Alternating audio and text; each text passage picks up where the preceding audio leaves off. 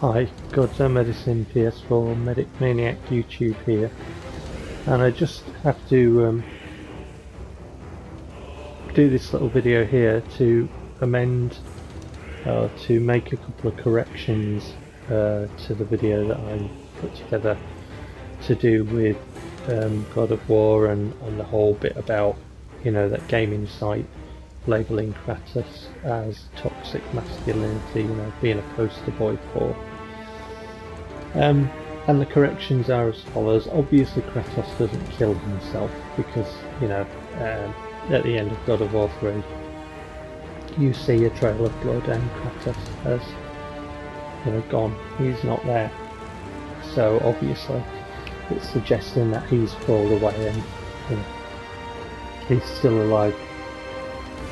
And the second correction that I have to give is that when I was talking about the things happening personally in my life, when I said that my brother had phoned me up for the first time in 10 years, is that he phoned me up for the first time in over 10 years. Well, for the first time ever he phoned me up, but I hadn't spoken to him in over 10 years. And I didn't know that my dad was dead. And it was like he phoned me up for the first time in over 10 years to tell me that my dad was dead, and could I get to the funeral in Cyprus in 3 days. So I just thought that's an important point from the other vid, because, you know, I made a mistake in telling that. I think while I'm here and I have this opportunity as well, I just want to go over that.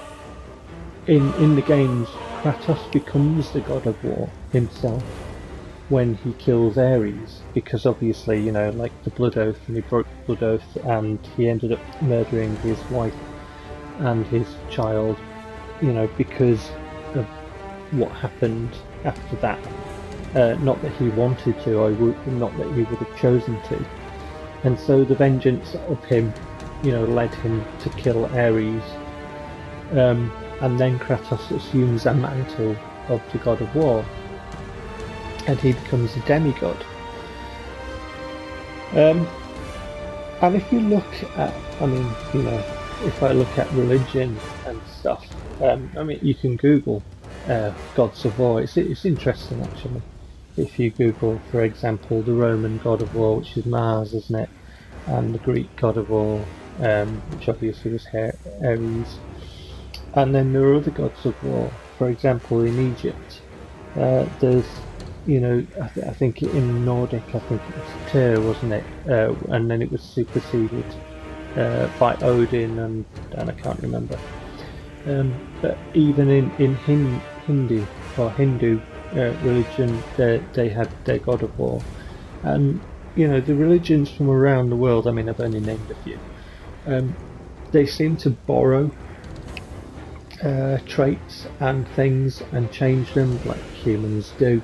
And in fact, the excuse for a religion that was forced upon me, their god that they have, is also known as a god of war. And in fact, in the Hebrew scriptures of, I mean, the Bible is obviously work of fiction, so I'm not talking here like I'm preachy or anything, because it's just a fabric, it's just work of fiction, isn't it? You know, obviously, you know that some of the locations are real and stuff because humans base it on their world, don't they? But there's a part in there, and it's a long time. I've got a rusty brain, so, you know, I couldn't name you the quote book within that. But in Hebrew scriptures it talks about the book of the wars of God, and that book is never, you know, there's no, it's not gone into detail about it. But if you look in the Hebrew scriptures, the eye for an eye and the tooth for a tooth and all that kind of malarkey, you know, there's a lot of war and killing. And in fact, you know, just right at the beginning of the Bible, it's very vindictive and very, you know, into killing, because, you know, it's like chucking Adam and Eve out the Garden of Eden and putting the sword there. I mean, you know, for example, how would humans know how to make a sword or what a sword was, you know? But anyway, that's something else. But the vindictiveness and the aggressiveness, like the flood wasn't meant to wipe out bad, it was meant to wipe out, in the story of it, which is all, like I say, fabrication, but it was meant to wipe out all life, all of it, and you know, just everything, plant, animal, you know, human, just all of it, because that's God's gig, innit? That's what he does. I often think of God as somebody like Duke Nukem, you know, like kick-ass. And then in terms of the Christian Greek scriptures, apparently it turned around and they were under undeserved kindness, you know, and to love your brother and all this, and yet still hanging over it like a shadow is that, you know, John's vision in the Revelation, isn't it? When, you know, they talk about all these apocalyptic things, you know, that moon becoming with blood, and, you know, what they refer to as Armageddon or whatever it is, you know. It's like, you know, Duke Nukem, kick ass. Yeah, so, you know, God is, and as I said, the God of war. Kratos becomes the god of war, and if you look at gods and gods of war, well, they, you know, they didn't have, how can I put this, care for life.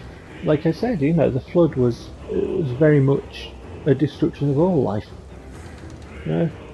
So if you look at a game character who becomes the god of war, then you have to be conscientious of what that entails, what it means, and couple that with his vengeance because of what happened to him through being controlled and through the blood oath and stuff, and what happened to his wife and his daughter.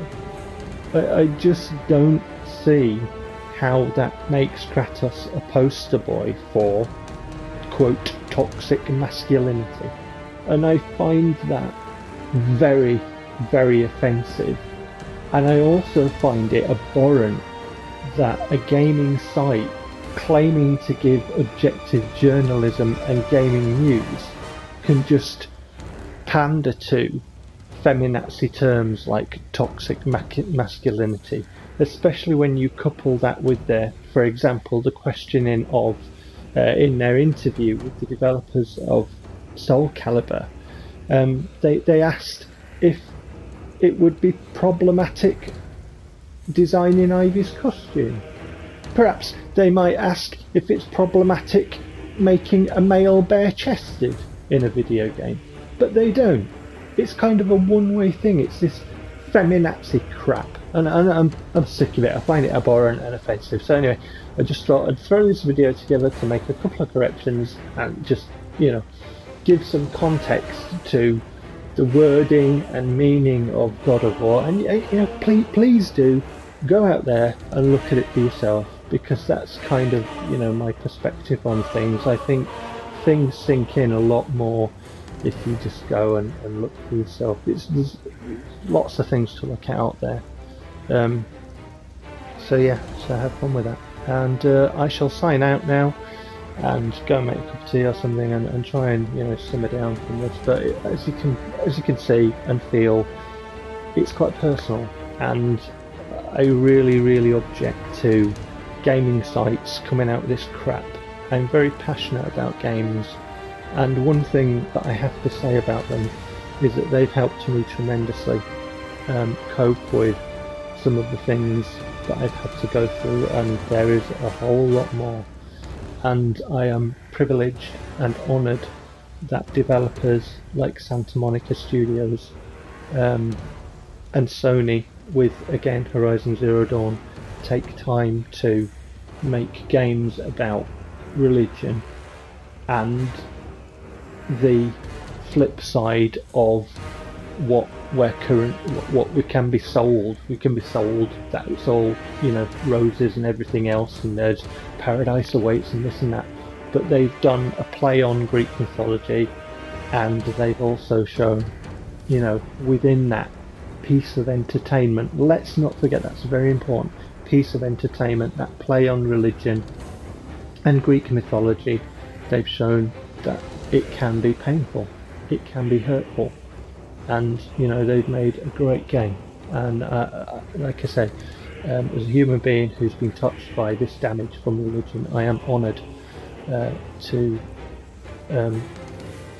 play their products, and they help me. So thank you very much. Right, take care.